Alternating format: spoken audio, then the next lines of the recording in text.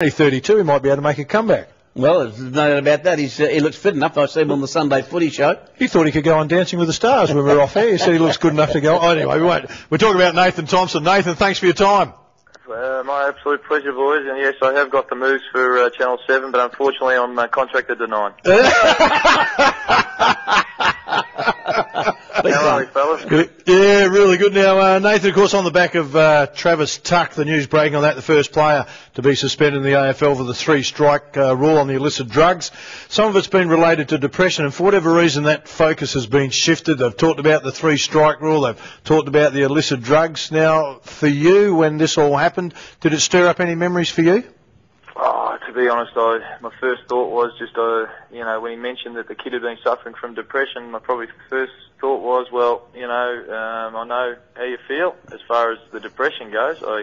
I can't probably comment on the reason he went towards drugs or anything like that because I didn't go that path myself. But as far as the depression side of things go, my first thought was I hope the boy's got some support around him, and I hope that he's getting the right advice and that he's trying to get his life back on track, because certainly when I was struggling between 01 and 04, 2004, when it got to the sort of some deep and dark sort of spots myself, I was in a really bad way. So I can certainly understand what it feels like to be depressed and to be down and out, and sort of have a bit of sympathy for the man. Well, Nathan, what sort of things did you do to get yourself better from what is an evil disease? I think the hardest part, boys, is actually admitting that you've got a problem, and having the foresight, or actually having the, I suppose, I don't know whether it's courage or whatever it is, to actually put up your hand and ask for some help and actually let people know what's going on, because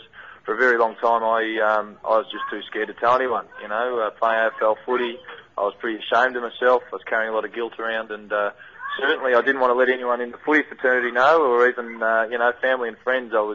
I steered away from telling them as well. But the interesting part, guys, is once it all came through, I got to the stage where I was pretty much suicidal and wanted to retire from AFL football. And I went to the head coach at the time, Peter Swab, and told him exactly that, because I couldn't play. I physically and emotionally just couldn't play footy anymore.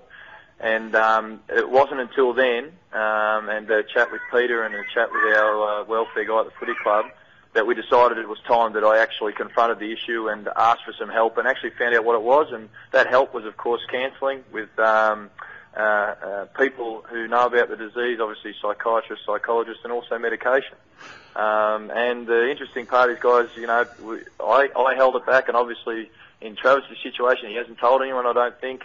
There is help there. There is treatment for depression, and unfortunately, I think it's the stigma and the shame that people probably carry around with them that stops them from asking for that help. Nathan, you made the point that at times you became almost suicidal. In what way does depression affect you? How does it get you into that sort of situation?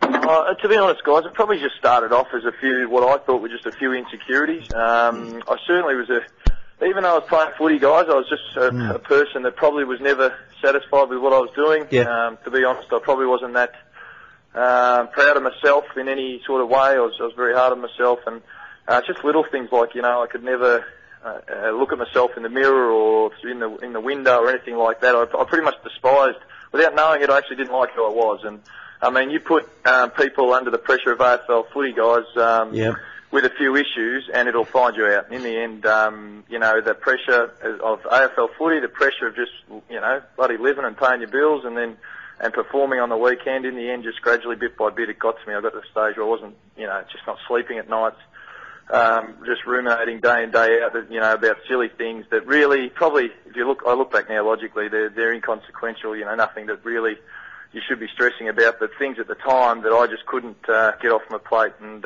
in the end, it becomes a bit of a vicious cycle. You're not getting any sleep, you're worrying all the time, and then you're sort of trying to go out there and get a kick on the weekend. And when you don't get a kick, the pressure's on from yourself, from your teammates, from your coaches, and all that. And it just, in the end, it becomes a vicious circle. And really, without telling, because you haven't told anyone or asked for help, you go. There's nowhere to go.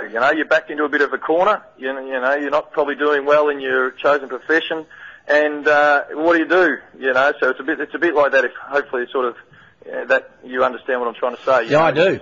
You really feel isolated. You feel like there's, basically, the stigma's attached to depression. You feel like you're bloody crazy, and no one else out there's got the same problem, which we know now is just totally not true. 1 in 4 young people between 16 and 25 are going to experience some sort of depression. Only, I think, 60% of those kids don't ever ask for help.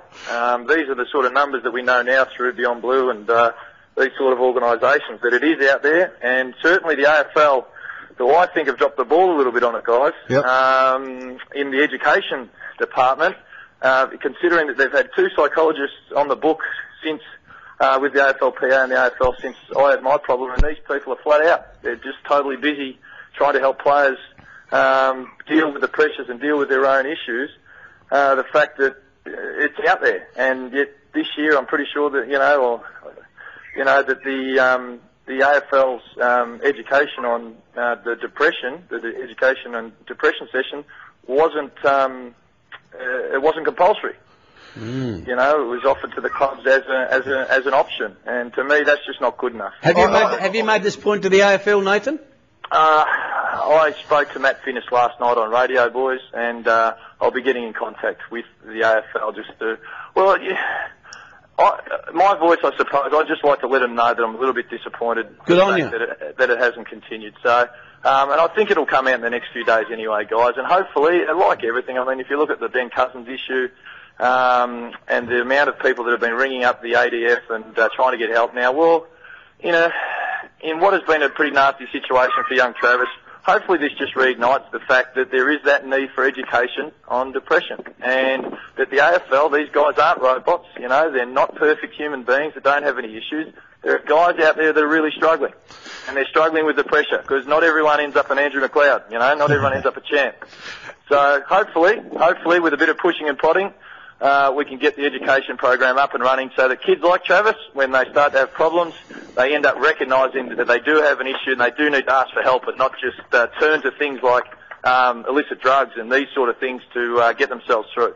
Nathan, I had a good friend of mine, and so I've been through it, not myself, but I've been close to someone that's gone through it, and I'm really pleased to hear you say about the education side of it, because a big part of it, and you went through it, is that, and working with those people, is that a lot of people start to drift away from them. They go, just stop feeling sorry for yourself. Look, I'm sick of hearing it. I can't see how you're even thinking that way. And then they start to get more isolated. Then it becomes a bigger problem. Finally, we went to counselling, and the minute that we went into the first session, he was able to admit that he had the problem, and from then on, he was able to deal with it. So if the young kids in the AFL that might have it, if they don't go to that compulsory meeting, they'll almost deny that that's not an issue for them, and then it takes years and years for them to finally realise they've got a problem. Yeah, it's really it's a tough subject. I mean, obviously, the young players don't want to find themselves in that situation, but gee whiz, I certainly know now, and you don't have many. You always like to look back and go, I wouldn't change a thing, but I certainly would. I'd like to change the fact that I actually talk to someone about it and ask for a little bit of help, because, there would have been a fair bit of pain that I wouldn't have had to go through. To show the courage in 2004 to come out for you, was that a big part of the healing for you? Oh, it was a huge part of it. It's interesting, sort of, people talk about the courage to come out. I was at the stage where I had no choice, because it was that or it was the end, I was at the end of my tether, and, I made the decision that I wanted to give footy another go, and the only way I could do that was by being honest and finding help. It was a huge process, and that's what the players have got to understand. I think, this is just my opinion, guys, I think the biggest step in getting yourself help is actually admitting, firstly, you've got a problem. Yep. So actually physically saying, you know what, I've got an issue that I need to go and get sorted out, and the next step is to obviously go and talk to someone. And whoever that person is, the first time you actually talk about it and talk about your issues, and actually get an ear of someone that doesn't tell you to pull your socks up, but just sits there and listens and says, you know what, I'm here to give you a hand, mate, that's the first step, and a huge step in actually getting yourself better. So hopefully, and I'm sure Travis, his family, and the Hawthorn Footy Club, obviously, they went through it with me, so I'm pretty sure they've got great people down there that'll look after him. Nathan, you made the point you didn't go down the path of getting involved in drugs, which is terrific, but being in that situation, can you understand why a young person might go down that path? Oh, probably. You can understand how it probably gets to that. I can understand how it gets to that stage, and I think obviously I've said to you on the program already. I was at the stage where I was sort of contemplating ending my own life, boys. So I mean, if you can get to that stage, you're obviously at the stage where you'll try alternate things. I mean, it's not something, you know. I really feel what's the word? I really feel bad that is in fact the case, and that I actually feel a little bit sick thinking about the other people that do and have been in a similar situation that I was, and the fact that it's ended up like this for a young football player who's very, very talented at what he does. So, well, I don't know what the answer is, boys. I think education is the answer. I think what Beyond Blue are doing as far as raising the awareness. There's a company called V-Line over here, boys, which is our rail travel, which I'm an ambassador for as well. And we travel around the country towns to schools and footy clubs, and we do a life training program, and that involves depression, drugs, and binge drinking. And the more of these sort of education sessions that we can at least open and broaden the young people's minds a little bit to what's out there, what they're going to be faced with, you know, they're probably the answers. And we need to, I think the government needs to get a bit better about tipping in the coffers and looking after the health and the well-being of some of the, you know, the people in Australia, rather than spending on big high-rises and football stadiums and the like. Yeah, look, I agree with that. And look, a couple of the sessions again, Nathan, that I went to, there were other people obviously at it that suffered from depression. Some of them had been on drugs and turned to drugs, and they simply brought it out in the end, was it just to escape. They need to get away from the demon. So, you know, you're talking about you might have suicided. Certainly my friend got to that level, but there were people there that saying they just did it to escape. That was the reason. It was nothing more than that. Yeah. And I think we've probably heard a little bit from the press, and I think a big problem too is alcohol as well. You know, that's another. I mean, it's the legal drug, isn't it, that people turn to when they're struggling, which is a huge issue as well. All right, now what about for you, Nathan? You went on and played 4 more years after you came out, so if Travis Tuck was looking at that, he'd say there's a big positive for him. You're more than capable to do it. How difficult was that 4-year period?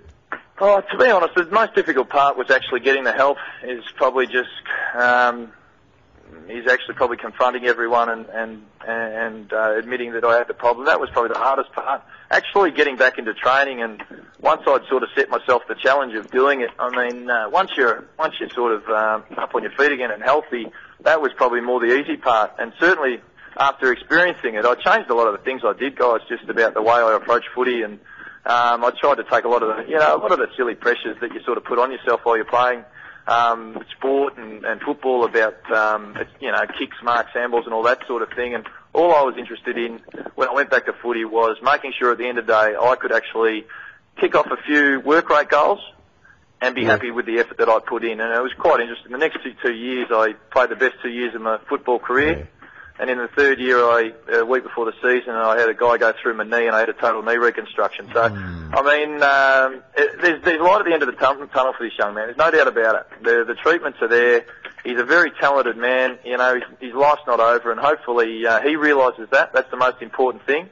And hopefully he can just hopefully get himself healthy first. That's the main goal. But then after that, get himself back on his feet doing what he loves doing. If it is football, if that's it, get back into it and give it your best shot. And if it doesn't work out, so be it. But if it's something else, you know, go and do what makes you happy. Nathan, if you were approached, would you be prepared to talk to young Travis Tuck?